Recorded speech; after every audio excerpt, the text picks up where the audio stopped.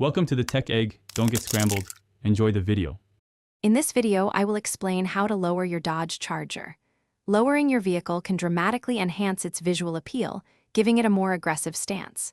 Beyond aesthetics, it also offers tangible benefits in handling and cornering.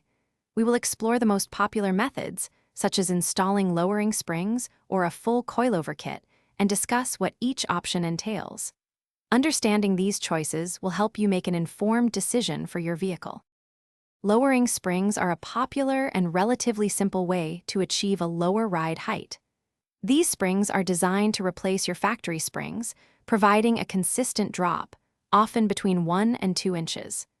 They are a great option for those seeking an improved look and slightly better handling without a significant investment. While installation is less complex than other methods, it is crucial to ensure proper spring compression and alignment afterward for optimal performance and safety. For enthusiasts seeking more control and adjustability, coilovers are an excellent choice. Unlike lowering springs, coilovers allow you to fine-tune both your ride height and damping settings. This means you can precisely adjust how stiff or soft your suspension feels, tailoring it to your driving style or track conditions. While they represent a greater investment and more complex installation, the performance benefits and customization options are substantial for serious drivers. Before you lower your Dodge Charger, there are several critical factors to consider. First, always get a professional wheel alignment immediately after installation to prevent premature tire wear and ensure safe handling.